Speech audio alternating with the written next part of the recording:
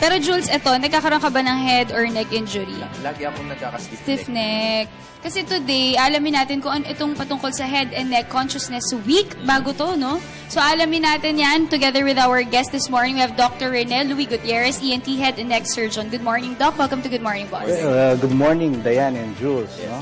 Ako'y nagagalak at nandito na naman tayo sa Good Morning, Boss. Alright, Doc. Kasi si Jules, lagi po siya nagkakaroon. Medyo clock ito. Tapos Lalo na sa tulog, diba? lalo na pag natutulog siya, malikot siya matulog. So, nagkakaroon siya ng stiff neck. And lingid sa kalaman ng mga viewers natin, meron palang Head and Neck Consciousness Week. So, what is this all about? Tama yan. Ito yung Presidential Proclamation number 1676 na naglalayon na tuwing ika-4 na linggo ng Abril ay pagdiriwang natin ang Head and Neck Consciousness Week. Well, ito patungkol sa mga yung mga tumor sa ulo, no.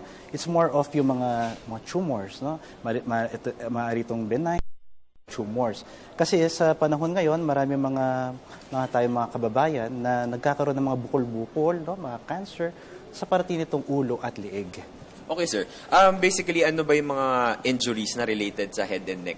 Okay. Well, actually, hindi injuries yung tawag natin dito, pero yung mga pathologic diseases, no? Tulad na, siyempre, meron tayo sa ilong and sinuses, meron tayong mga bukol-bukol dyan, mga nasal polyp, no? Mga benign to.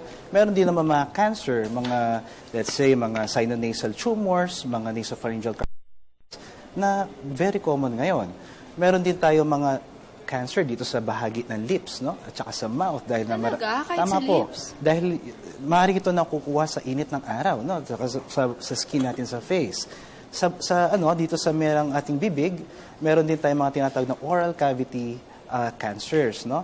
So maaari ito nakukuha sa sobrang paninigarilyo, smoking, and drinking ng alcoholic beverages.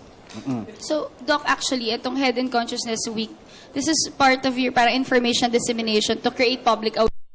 Tama Like yan. ako, personally guilty ako, hindi ko alam na may Head and Consciousness Week pala, hindi natin alam na you can also get cancer coming from the lips or sa maraming mga bukol na pwedeng makuha natin. So, ano po yung mga ginagawa nating series of activities para malaman ng mga tao na ganito pala yung mga pwede mangyari upang maiwasan? Tama, oo. Sa tulong na nga ng mga iba't ibang ahensya ng ating lipunan tulad ng ating kagawaran ng kalusugan ng DOH at ang Philippine Society of ENT Head and Neck Surgery, tayo po ay nagsasagawa ng mga different screening programs, no, para maiwasan natin ang mga sakit na ito.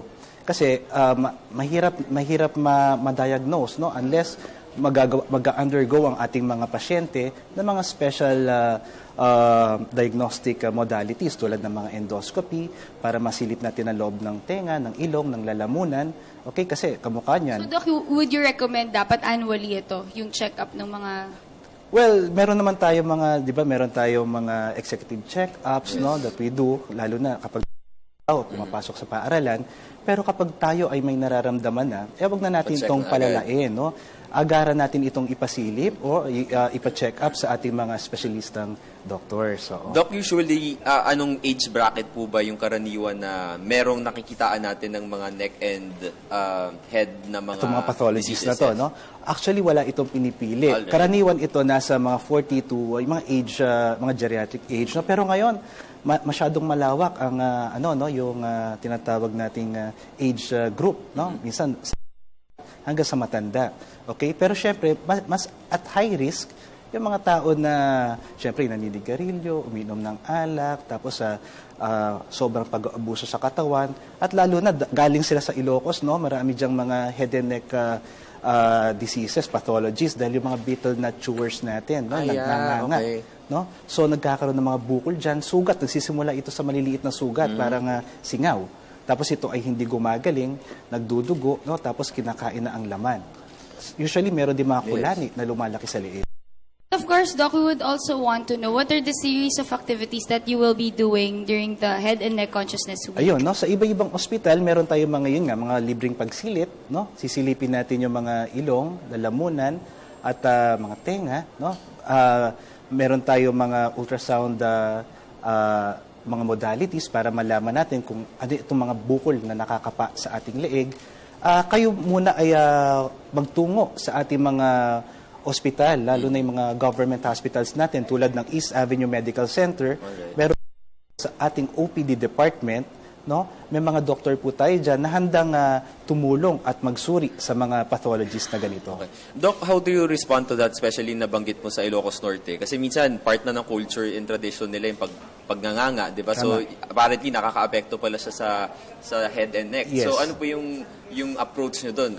Kultura na nila yun. Tama, oo. Pero sa tulong na nga ng inyong programa at ng mga ahensya na ito, kailangan lang natin silang pangaralan, no? Ipaalam sa kanila na meron palang di magandang effect itong mga pagnanganga at yun, lalo na yung mga reverse tobacco smoking, no? Yung pabaliktad nilang paninigarilyo. And we should always remember that prevention is always better than Yes. cure. So, Tama yan, Dayan. dapat talaga nagpapa-check up tayo. Let us not self-medicate. At kapag may naramdaman tayo, let us not hesitate to go to our doctors at magpakonsulta. Kasi yung iba, gastos, ganyan. Oo. Kesa naman, mas Mas lalala malaki na. po ang magagastos natin kapag mas lumala yung sakit na makita sa atin. So, Doc, at this point, do you have any reminder na lang sa mga viewers natin kung ano ba dapat when it comes to head and neck para alam nila yung mga dapat nilang i-prevent? Oo, tulad nga ng kapag may nararamdaman kayo na, o kaya unang-una kapag may nakapa kayo na bukol sa inyong ulo, sa leeg,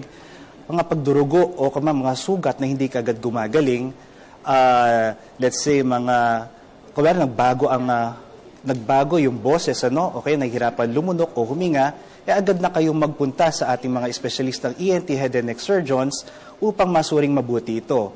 At inaanyayahan nga pala natin ang ating mga manonood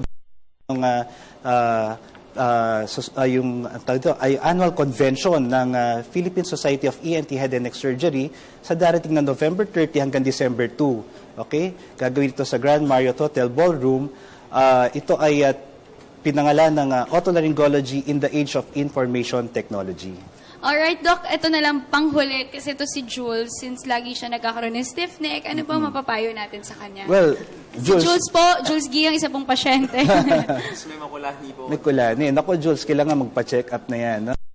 Well, yung mga stiff neck naman, tsaka pananakit, minsan... Kapag may kulaning nakapa, magpa-check na kagad. Oo, kasi ang mga kulani, mga senyales yan na merong nangyayari na maaaring infeksyon, inflamasyon sa ating katawan. Oo. Pero kung stiff neck lang yan, baka sa paraan lang ng iyong pagtulog. Alright, so yan, ang dami natin natutunan this morning. And again, I hope we all participate dito po sa Head and Consciousness Week through our own little way para at least, di ba, makatulong tayo sa information dissemination.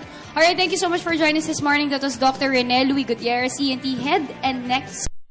Alright, tuloy-tuloy pa rin po ang ating live discussions. Lahat ng yan sa pagbabalik ng Good Morning Boss.